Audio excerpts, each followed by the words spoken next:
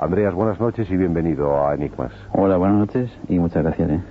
Bien, Andreas es noticia estos días y lo es, además de por su reconocida honestidad, algo que ya no se lleva, algo ya no se estila, lo es porque acaba de sacar un libro en Editorial Planeta, Las nubes del engaño, libro que no hemos leído todavía con la atención que nos hubiera gustado, y hemos de decir que es un libro importante, que es un libro denso, pero fácil de leer, que es un libro con cantidad increíble de cosas, y que todos los aficionados al tema ovni, a los enigmas en general, se van a encontrar encantadísimos leyendo el libro, porque recoge no todo, porque ya él nos ofrece en el prólogo otro próximo libro que más o menos pues le dará fin a una etapa en la vida de Andreas Faber-Kaiser. En principio, cuéntanos qué son para ti o qué quieren ser las nubes del engaño, Andreas. Las nubes del engaño son para mí todas aquellas que nos han metido encima de las cabezas durante siglos, haciéndonos creer que era divino algo que muy posiblemente no sea más que una tecnología procedente de una inteligencia superior a la nuestra, que ha convenido disfrazarla de divinidad durante todos estos siglos y que hoy en día estamos desenmascarando como simplemente procedentes de unas inteligencias superiores, por lo menos en el plano tecnológico, a nosotros, que conviven con nosotros siempre, que según mi hipótesis, como siempre, provisional, actualizada a hoy, nos fabricaron, no ya nos crearon, sino nos fabricaron en una época remota, y que desde aquella fabricación no han dejado de estar lejos de nosotros en ningún momento. Las nubes de engaño son aquellas que, por ejemplo, en el caso cristiano, aparecen en la Biblia, en otros textos y en otras religiones aparecen en otros legados antiguos.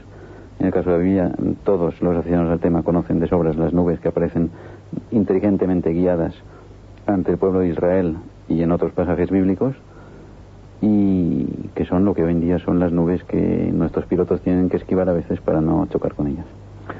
Las nubes del engaño, pero hay más. No se trata simplemente de desmontar una serie de leyendas o una serie de religiones o una serie de filosofías, sino que Andreas Faber-Kaiser avanza algo más y, en fin, habla de manipulación. Alguien juega con nosotros y él trata de demostrarlo, y yo creo que en Las nubes del engaño casi lo demuestra, o al menos nos deja una tremenda inquietud en el espíritu, una tremenda inquietud, porque uno se da cuenta, como ya dijo el conocido Charles Fort, pues que estamos como en un corralito metidos y da la impresión de que alguien nos vigila, nos controla, nos da de comer y nos engorda. ¿Pero para qué? Ese es el gran enigma, que no lo sabemos. Denuncia muchas cosas importantísimas. Por encima, simplemente, Andreas, porque si habláramos de todo el libro, pues no tendríamos tiempo, nunca tenemos lo suficiente, pero en esta ocasión nos faltaría mucho más. Pues digamos que, aparte de hablar de algunos aspectos de la Biblia y de algunas facetas muy específicas, pues también nos habla de cosas muy actuales. Nos habla de monstruos, nos habla de los hijos del cielo, nos habla del mensajero volador, tráfico aéreo en la Roma antigua, la gran oleada clásica después de Belén, nos habla del posible mundo subterráneo, ese mundo que puede haber debajo de nosotros, nos habla de tantas y tantas cosas. Pero hay una muy interesante, muy actual. Hay dos en realidad, pero vamos a empezar, si te parece bien, Andreas, por la Virgen de Cuba, sí. Algo que ocurrió en la bahía de La Habana en 1982 y que Andreas recoge con una, diría, casi crueldad absoluta. Y digo crueldad porque imagino que cuando nuestros oyentes escuchan lo que tú vas a contar de la Virgen de Cuba, se van a acordar de infinidad de otras vírgenes que han visto en otros sitios y se van a cuestionar si lo que ellos vieron pues realmente fue una virgen de verdad, de las que bajan del cielo en el caso de que bajen, o lo que vieron fue lo mismo que se vio en Cuba. Cuéntanos qué pasó en Cuba. Bien, en Cuba hay que empezar a hacer un poco de historia y decir que por una causa que desconocemos, la Virgen, una imagen de la Virgen, hizo acto de presencia sobre el cielo cubano en los últimos cambios de gobierno que hubo en la isla. Y, por ejemplo, a final de la guerra de la independencia, en el siglo pasado, en el año 1933, volvió a aparecer la Virgen poco antes de caer Gerardo Machado, el dictador, y sobre Santiago de Cuba, días antes de que el propio Fidel Castro lograra triunfar con su revolución, volvió a aparecer sobre Fulgencio Batista volvió a aparecer la Virgen. Ateniéndose, escogiendo este motivo sabiendo que así pueden impresionar al pueblo cubano, los servicios de inteligencia americanos pusieron en 1982, en abril de 1982, un submarino, posiblemente sean dos, en un punto cercano a la bahía de La Habana, y proyectaron sobre la bahía de La Habana una imagen, un holograma de la Virgen. Perdón, Andreas, sí. Expliquemos, si te parece, lo que es un holograma para los oyentes. Digamos que un holograma es una fotografía tridimensional que se proyecta, pues casi como usted puede proyectar en casa una diapositiva, solamente que con un aparato algo más sofisticado. Esas imágenes hologramáticas tienen relieve, tienen volumen, es decir, usted podría dar la vuelta alrededor de la proyección y ver todos los lados del objeto que fuera, sea una imagen, sea un coche, sea lo que sea. Ha habido en España, creo que en Madrid y en Barcelona, ha habido hace unos meses una exposición me parece que era de la casa Kodak, en combinación con alguien de coches, creo recordar, y se proyectaba una fotografía de un coche. Entonces a uno le daba la impresión de que podría abrir la puerta, pero claro, si se acercaba y lo intentaba, metía la mano a través del coche, porque no era más que una proyección hologramática. Exacto. A través del rayo láser, que es como se puede proyectar el holograma. Explicado esto, sabemos que ya hay tecnología para poder proyectar en el espacio o encima de una encina o de cualquier otro árbol la imagen que queramos y verla, e incluso si fuera un holograma cinematográfico se movería, ¿no, Andrés? Exacto. Y estás hablando casi de Fátima, ¿no? Bueno, yo no he dicho nada. Bueno, has mencionado un árbol. Siempre hay árboles, ya lo sabes. Sí. Bueno, pues esto. O sea, se acogieron a la creencia popular a la mentalización popular que había en Cuba, de que antes de un cambio de régimen aparecía la Virgen, para mentalizar al pueblo cubano de que Fidel Castro estaba cercano a su final. Esto es lo que sucedió. No se filtraron noticias al extranjero. Únicamente 2 emisoras cubanas en Miami dieron la noticia, la VRHC y la WQBA, la cubanísima, conocida por la cubanísima, dieron la noticia en Miami, pero solo dieron una noticia y luego nunca más repitieron nada. En Cuba, según mis informaciones, se detuvieron a bastantes testigos de este fenómeno. Un hombre que estaba buceando fue llevado a un hospital con un ataque de histeria. Fue tiroteada la imagen por 2 patrulleras cubanas. Y bueno, esto es todo lo que sabemos sobre este caso. Yo lo aporto en el libro precisamente para demostrar, porque estaba hablando, cuando cito este ejemplo, estaba citando avistamientos en la Edad Media de cruces, de imágenes en el cielo, relacionadas con fenómenos absolutamente extraterrestres y no tan divinos como parecían ser, y para demostrar que esto se puede fabricar perfectamente y tranquilísimamente. Y que si los americanos lo hicieron en Cuba, otros seres, otros entes lo han podido hacer en otras épocas de la vida para impresionar a determinados pueblos y sobre todo para llevarlos y traerlos por donde quisieran, ¿no es eso? Exacto, sí. La gran manipulación que decía nuestro común amigo Juan García Tienza. Sí, la gran manipulación, aunque Juan García Tienza no le gustan mucho los ovnis, pero sí ha intuido muy bien lo que es la manipulación cósmica que se lleva en este planeta, sí. Y si quieres nos explicamos un poco esta manipulación en su aspecto global, muy rápidamente. Bueno, y sin prisa, porque yo creo que... ¿Tenemos tiempo? Sí, tenemos tiempo. Aparte de que creo que lo más importante que hay en tu libro, Las nubes del engaño, o al menos está subyaciendo en cada una de sus páginas, está subyaciendo esa gran manipulación, que no tiene nada que ver con el libro de Atienza, ni mucho menos, sino que tú precisamente recurres a pruebas históricas a través de las cuales nos vienes a demostrar o intentar demostrar, puesto que Andreas Faber-Kaiser nunca asegura nada taxativamente, lo pone siempre en tela de juicio, para que los demás seamos los que decidamos, pues que a través de la historia alguien nos ha estado manipulando, alguien nos ha estado manejando. Entonces sí, hablemos globalmente de esta gran manipulación, que a través de imágenes, que a través de luces hemos sufrido, padecido o quizá para algunos disfrutado, yo no lo sé. Bien, te voy a dar un par de citas primero.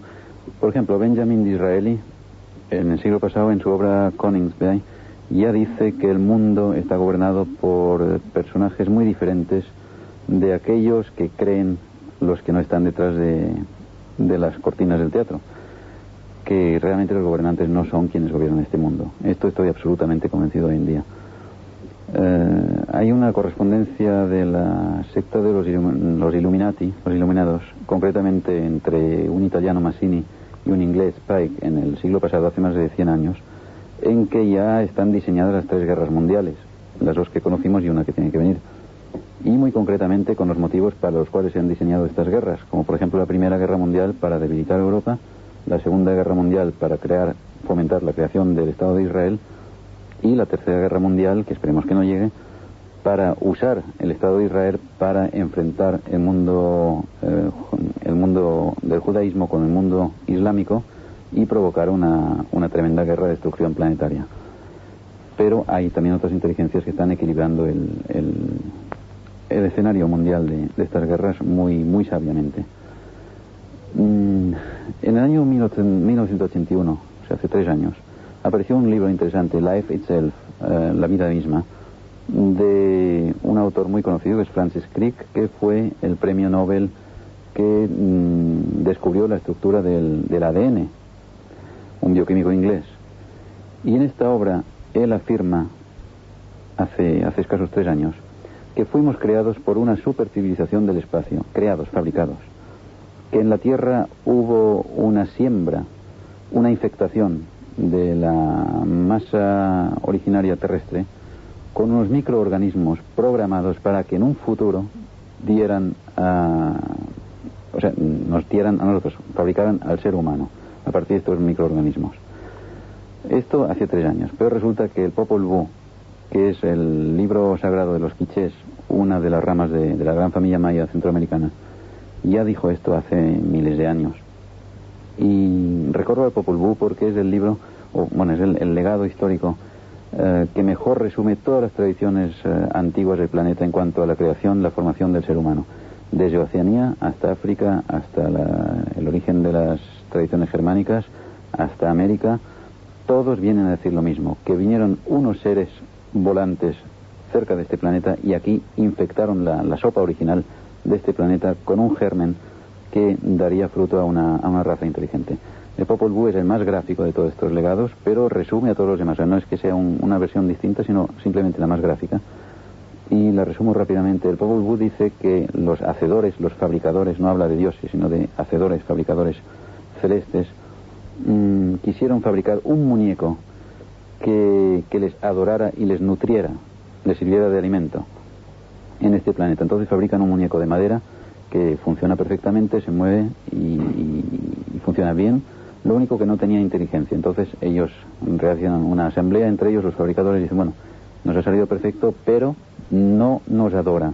No es inteligente, por lo tanto no nos adora como sus creadores, como sus formadores. Por lo tanto no nos sirve. Entonces el diluvio, según el Popol Vuh, nace de la destrucción de este primer intento. Además ellos dicen, fue solamente un intento, un proyecto de humanidad. Lo destruyen con el diluvio y entonces intentan un nuevo ensayo y fabrican un muñeco perfecto que ve tanto como ellos, oye tanto como ellos y tiene la inteligencia misma de Dios. Está hecho a imagen y semejanza total de los formadores, de los hacedores.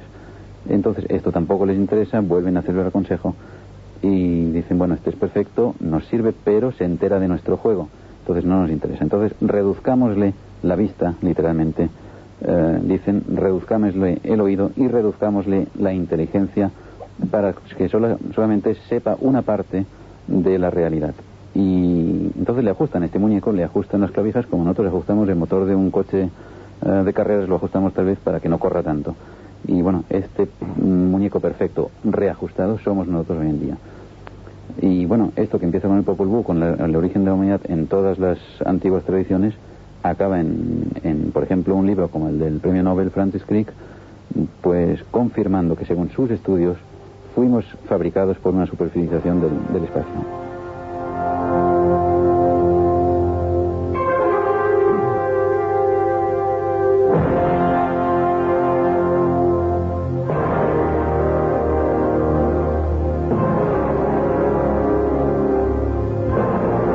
Estoy seguro que las palabras de Andreas Faber-Kaiser han impresionado a mucha gente.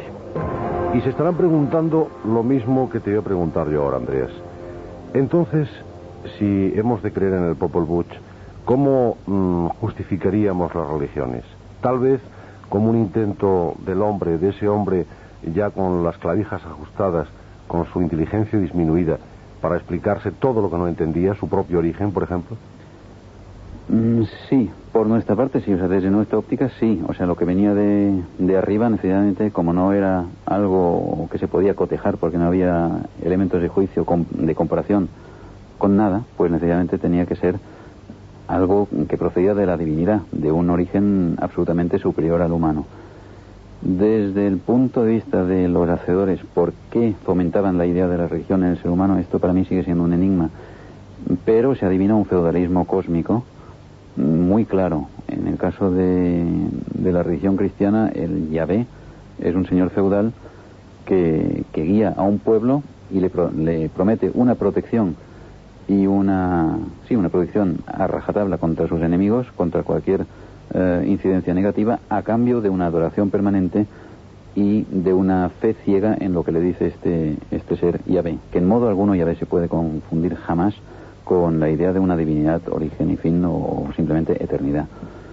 Es un ser absolutamente cruel que no sé, en la persecución, por ejemplo, de los egipcios al pueblo de Israel en su huida acaudillados por Moisés, la nube de Yahvé que sirve de guía en un momento dado pues persigue a los egipcios. No solo los combate para que no persigan a los israelíes, sino que en su huida de los egipcios hacia Egipto, al darse cuenta que no tienen nada que hacer, se produce un ensañamiento de Yahvé con ellos que los aniquila incluso en su huida, que esto ya no se hace en ninguna guerra. Se recurre al terror, el mismo Yahvé lo dice en los textos bíblicos: enviaré a mi terror delante tuyo, delante del pueblo de Moisés, contra los jebuseos, contra todos los pueblos que se te opongan en tu camino. Es decir, esto jamás puede ser un dios. Bueno, y esto es la parte cristiana. En América los aztecas tienen a Huitzilopochtli, que efectúa exactamente lo mismo con el pueblo azteca. También les lleva a través de un éxodo, vagando durante años por tierras americanas hasta establecerse en México. También hay una guía, en lo que la nube es para los cristianos, en México para los aztecas es un águila negra que les guía, y hasta tienen un chisme parecido al Arca de la Alianza, por el cual se ponen en comunicación con su dios. Entonces los esquemas se repiten a nivel planetario. Yo no creo que una religión sea tan independiente de otra, sino que todos obedece a un plan muy bien urdido y muy bien estudiado y preconcebido. Y el mismo Buda tiene concatenaciones con Jesús absolutamente claras desde su misma madre, desde el mismo nacimiento. Hay muchas similitudes. Y por ejemplo, lo que antes dije del muñeco ajustado que cita el Popol Vuh, en el Corán, en el texto sagrado del Islam, aparece lo mismo. También se le dice a Mahoma que forma parte de una raza fabricada a la cual solo se le permite ver una mínima parte de la gran inteligencia que existe en el universo. Está claro que se nos controla, y está claro que Andrea siempre produce polémica. Cuando tú mencionabas a Yahvé y hablabas de los cristianos, inmediatamente nos llaman y nos dicen, bueno, que Yahvé no tiene nada que ver con los cristianos, con la religión cristiana, puesto que Cristo no había nacido. Nosotros te hemos entendido, te refieres al pueblo judío y a todo el mogollón del pueblo judío. Sí, pues quiero decir que exactamente. Hay una correlación muy clara del cristianismo, basado sobre todo en una tradición bíblica anterior y de profetas, que si no se habría producido el fenómeno, o no se habría interpretado el fenómeno de Jesús si no hubiera una base anterior judaica y bueno, de milenios de profecías y de profetas y de pueblo bíblico. Y lo más curioso, Andreas, es precisamente esa coincidencia de hechos, de catástrofes en todas las culturas. El diluvio no es privativo de la Biblia, sino que el diluvio se repite en todas las escrituras sagradas de todos los pueblos. En todas partes ha habido un diluvio, cuando sabemos que aquellos continentes no podían, o al menos lo imaginamos, no podían tener comunicación entre sí. Sin embargo, en épocas remotas ya se escribía sobre un diluvio, que ocurría más o menos en las mismas circunstancias, y a veces con anécdotas muy, muy parecidas. También hay otras culturas donde hay una nave que salva a determinadas personas, a un determinado grupo, a unos elegidos. Y todo esto, lógicamente, intriga. Es un enigma horrible, tremendo. Sí, si me permites, amplío esto, por ejemplo, otra vez con el Popol Vuh. El Popol Vuh cita clarísimamente que el poder se obtiene en Oriente, y no es el Oriente americano, sino el Oriente pasado el Gran Mar. Cita que hay una separación de las aguas, exactamente la del pueblo de Israel y de Moisés al huir de Egipto. Cita que hay un pasaje en Oriente en donde se separan las aguas y se camina sobre piedras secas entre los muros de aguas. Y cita algo más asombroso todavía, que en Oriente los sabios adoran a una piedra conocida por el nombre de Ka'aba en el Popol Vuh, que es la Kaaba del Islam. Hay muchas más cosas en las nubes del engaño. Nubes que han visitado la humanidad en todos los pueblos, en todas las culturas y en todos los tiempos.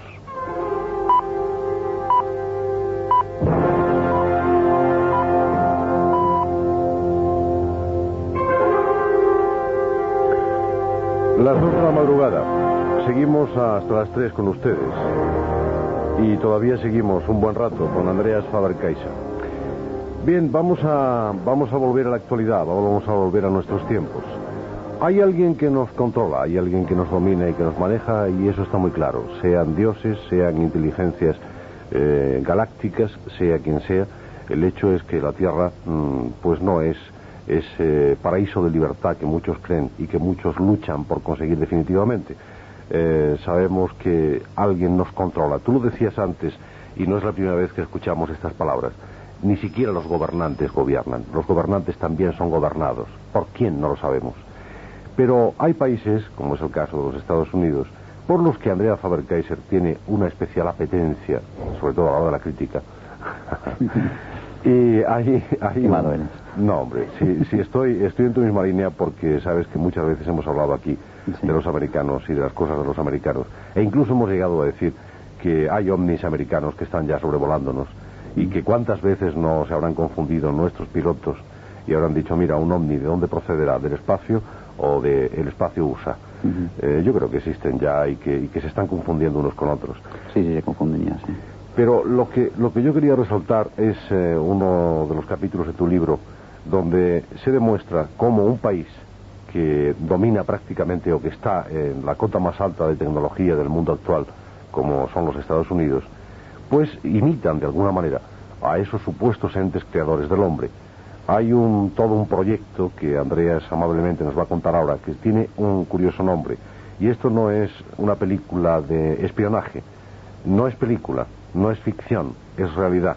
El proyecto se llama MK Ultra, un proyecto puesto en pie por la CIA, con una larga historia, con una trayectoria increíble que nos cuenta ahora Andreas Faber-Kaiser. Bueno, sí, te da cuenta, os la cuento. El proyecto es antiguo, es del año 49, comienza en el año 49, pero no se conoció hasta 1975 a nivel público. En 1975, una serie de periodistas americanos logran obligar a Stansfield Turner, entonces director de la CIA, a que explique ante el Congreso americano por qué se suicidó una persona en acto de servicio, que esto era algo que no cabía en la cabeza de nadie, como alguien en acto de servicio llega a suicidarse. Bueno, cabía en la cabeza, por ejemplo, de los japoneses en la Segunda Guerra Mundial, pero en Estados Unidos en el 73 no. En 1973 Frank Olson era un hombre al servicio de la CIA que experimentaba con drogas en su propio cuerpo y dentro de un amplio programa de control mental.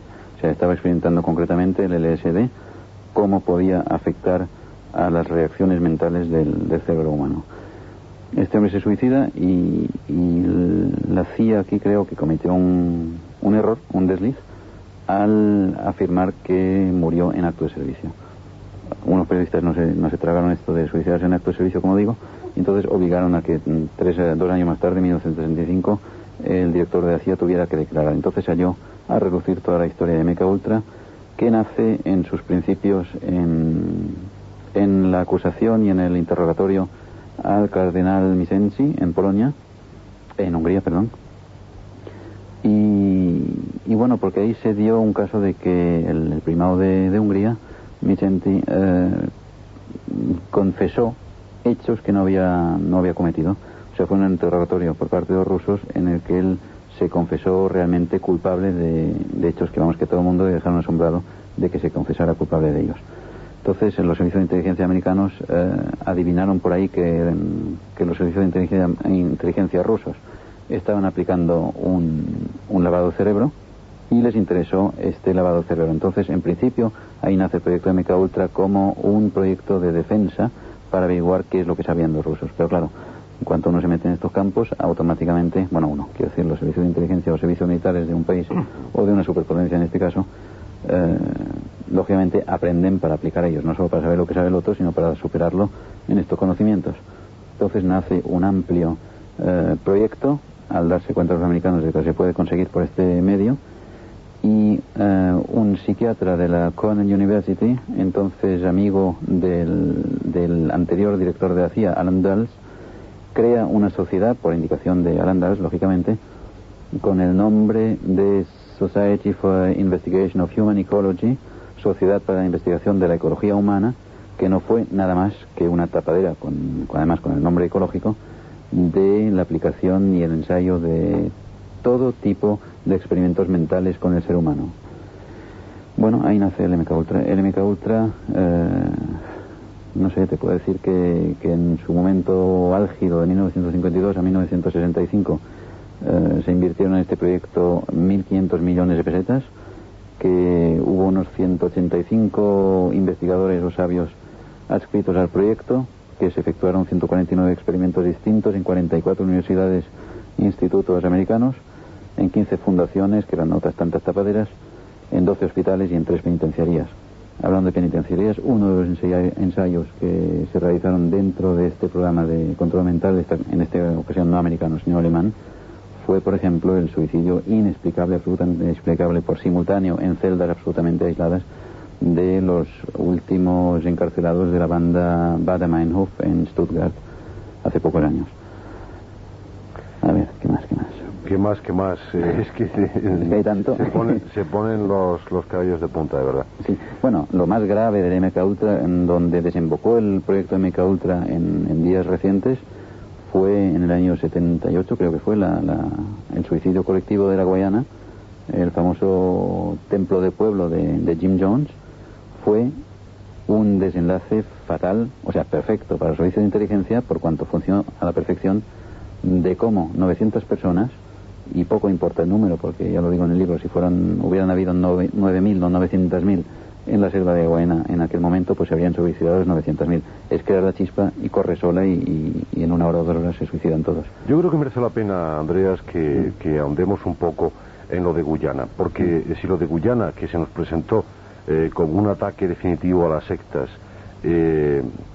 realmente era algo del proyecto MKUltra, pues podríamos pensar tal vez que muchas de las sectas que están funcionando en estos momentos por todo el mundo, y más concretamente en España, que es lo que nos interesa, pueden estar también controladas por servicios de inteligencia, bien sean de los Estados Unidos, bien sean de otros países. Sí. Incluso algunos movimientos ecologistas que están siendo ya acusados de cobrar directamente de Moscú, pues podrían estar también perfectamente, al menos sus dirigentes, podrían estar en manos de los servicios secretos. El hecho es que el mundo entero, por lo menos las potencias, reconocen que ese tipo de control mental se está efectuando, incluso, y a ti te lo han contado autoridades españolas, por lo menos ellos conocen esto. No vamos a decir que en España se analice, se estudie o se investigue, pero sí conocen estos mecanismos y estas técnicas. Sí. No conocen, naturalmente, un servicio de inteligencia americano o soviético, por ejemplo, no les va a contar todo lo que está, pero sí saben que se está experimentando a este nivel.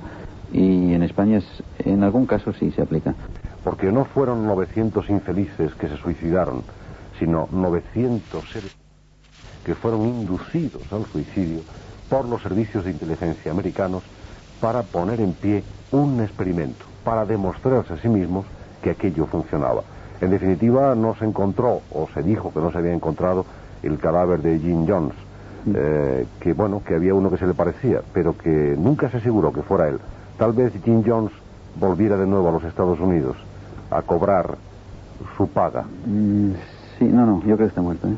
Lo que pasa que sí, está muerto. Lo que pasa es que el cadáver de Jim Jones posiblemente esté, bueno, seguro, para mí, está en manos de los servicios de inteligencia, precisamente para acabar de estudiar su cerebro, cosa que posiblemente haya sucedido también con el cerebro de Kennedy, que también lo explico en el libro. Lo tenía preparado para dentro de un ratito. Sí, pero... es posible que el cerebro de Jim Jones o haya estado bajo interrogatorio después de muerto. Este punto tenemos que poner hasta una ráfaga musical incluso, porque yo creo que merece la pena que nuestros oyentes se planteen la posibilidad de interrogar a alguien después de muerto. ¿Puede ser esto posible?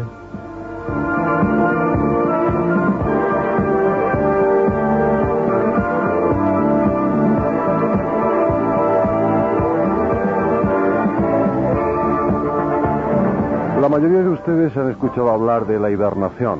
Era algo así como congelar a un cuerpo que tenía una enfermedad incurable y esperar el momento en que la ciencia tuviera remedio para esa enfermedad. Andreas Faber-Kaiser en Las nubes del engaño nos plantea una posibilidad más horripilante y mucho más barata. No conservar el cuerpo entero, que ya no sirve para nada porque, entre otras cosas, o está mal herido o está viejo, pero sí el cerebro, si se conserva en buen estado. El cerebro crionizado o conservado en unos determinados líquidos, en unos determinados sueros, puede seguir vivo mucho tiempo, muchísimo tiempo. Y nos cuenta Andreas que conectándole determinada tecnología se podría interrogar a ese cerebro y ese cerebro seguiría pensando, seguiría rindiendo, y si es el cerebro de un político, de un gran estadista, nos podría contar los últimos secretos. Precisamente ya apuntaba Andreas que alrededor de Kennedy, que ha habido tantas y tantas leyendas, tantas y tantas historias, ha habido una que él publicó en uno de los últimos números de la tristemente desaparecida revista Mundo Desconocido. Ahí ya apuntabas algo de la posibilidad del robo del cerebro de Kennedy en un traslado de hospital a hospital. Pero yo creo que habría que ahondar un poquillo en ello. Sí, y si me permites, vuelvo otra vez a la antigüedad, un momento antes de entrar en esto. Sí, cómo no. Porque exactamente lo mismo aparece en la mitología germánica, en donde Mimir, el tío de Odín, desea tener un conocimiento total, entonces le pide a Odín el conocimiento. Y una vez muerto el individuo, en la mitología germánica, el cerebro seguía respondiendo a las preguntas que se le hacían. Es exactamente lo mismo que está aplicando aquí una vez más.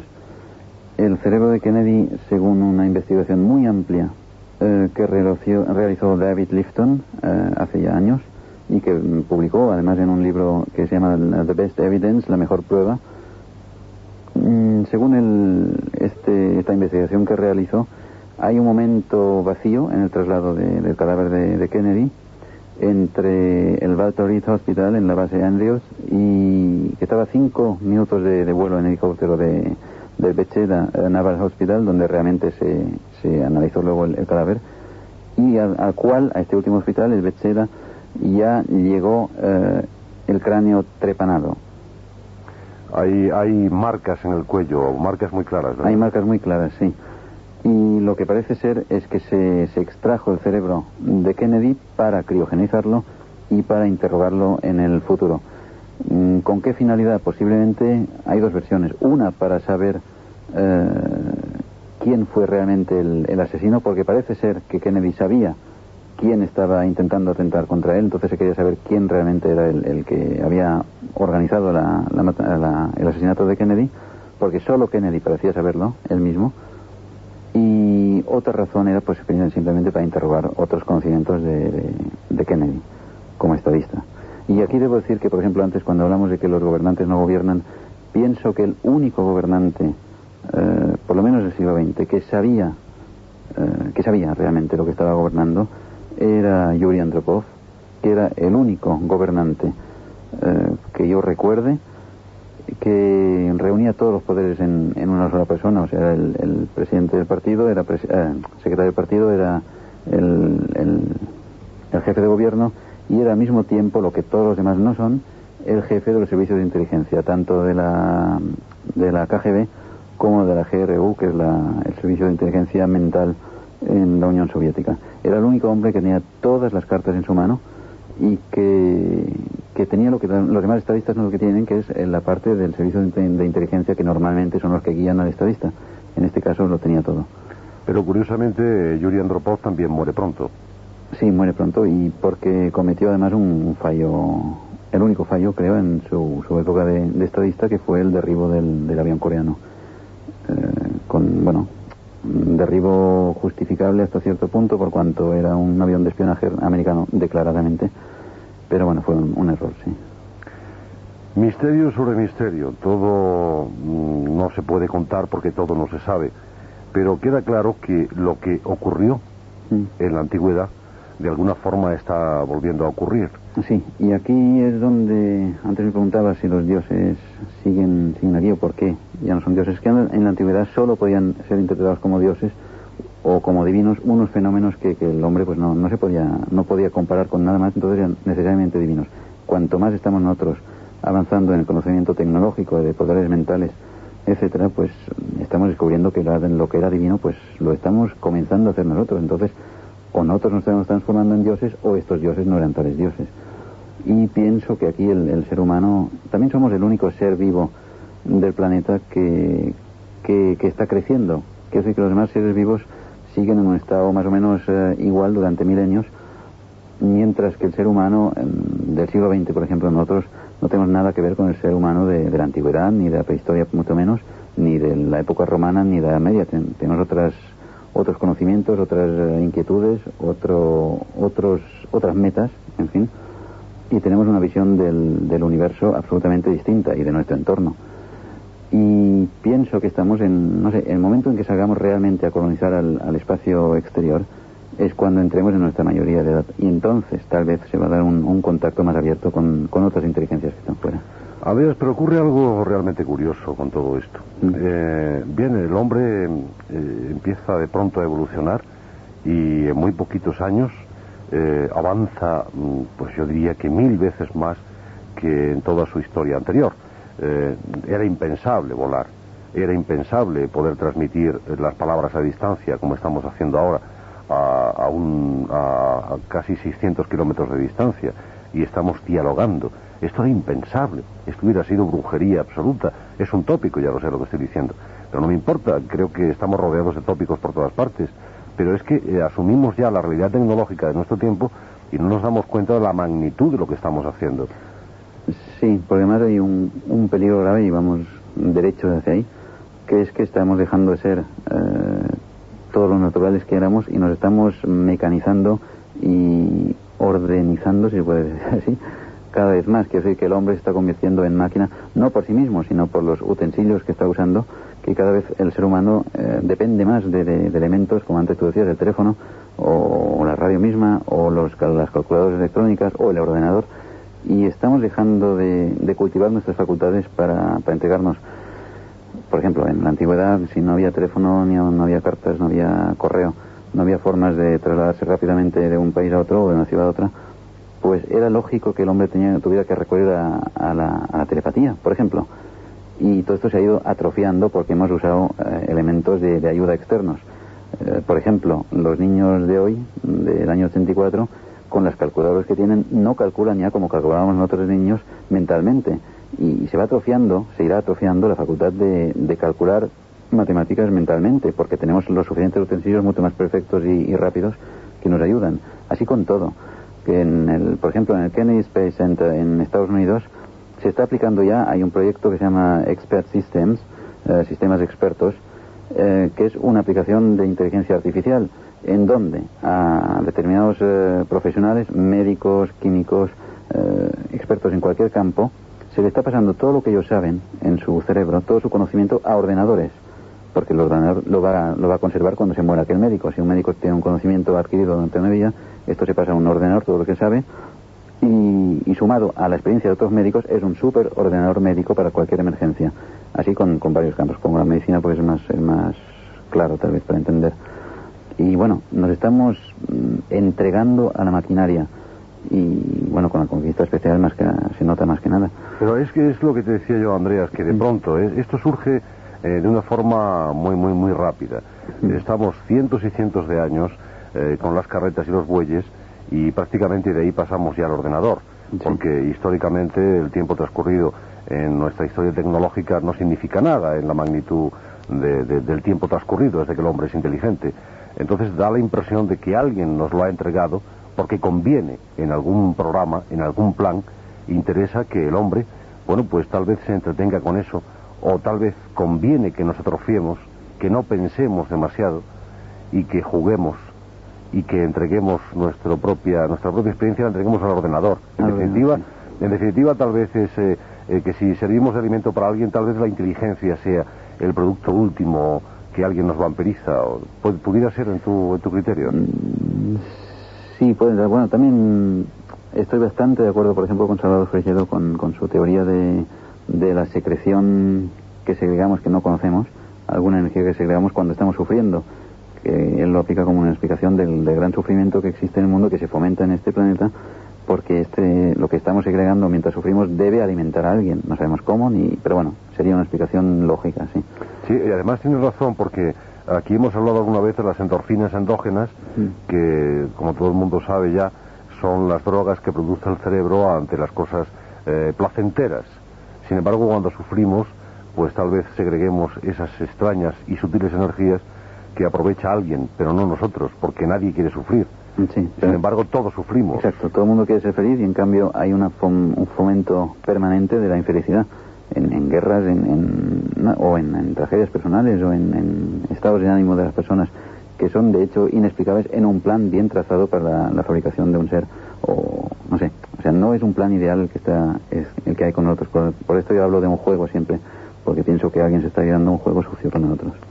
No es un plan ideal para nosotros. Exacto, para esas entidades tal vez sí. Sí, de acuerdo, porque igual que nosotros no preguntamos a un tigre en África si quiere venir al zoológico de Madrid o de Barcelona, pues que sí, que para nosotros nos parece muy bien coger un tigre y aislarlo de su hábitat, y no le preguntamos si quiere venir o no. Y tal vez algo así esté pasando con nosotros, también es posible. Es posible y es terrorífico el pensarlo, pero bueno, no es tan ilógico. Porque hay algo, hay grupos muy, no diría exclusivos, no diría gentes de élite, sino grupos sueltos por ahí que siguen pensando, que se rebelan contra todo esto y que siguen pensando. Y bueno, son grupos que generalmente, si los analizamos de cerca, vemos que van desapareciendo, que van cayendo uno a uno. Alguien parece que no tiene mucho interés en que sigamos pensando. Me acordaba también ahora de 1984, de Orwell, sí. Del dominio de toda la sociedad, del manejo de toda la sociedad. ¿Por quién? Por alguien que no existe realmente, ¿no? Exacto, sí. Verdaderamente tremendo. Y no sé, el silencio del fenómeno OVNI, por ejemplo, a nivel oficial, ahora ya vamos a cosas concretas.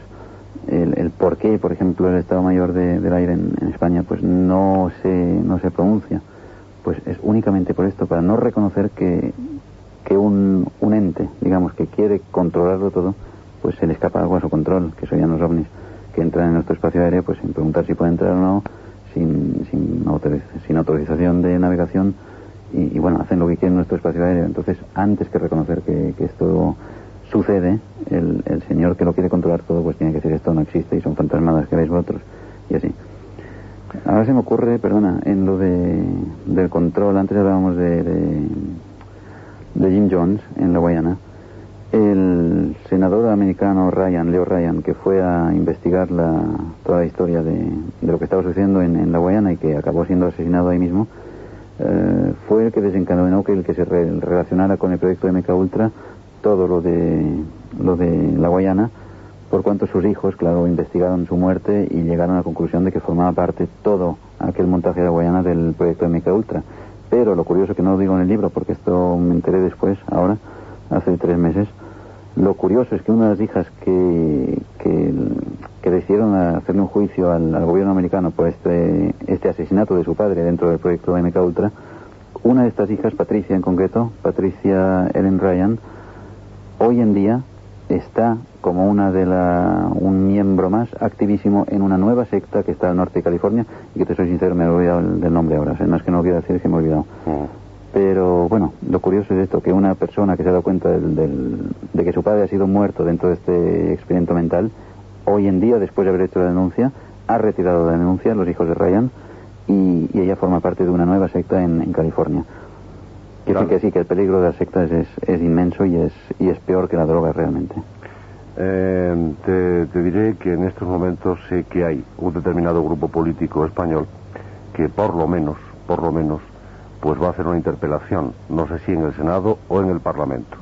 Pero te puedo decir ya que hay alguien en España muy inquieto con el tema de las sectas.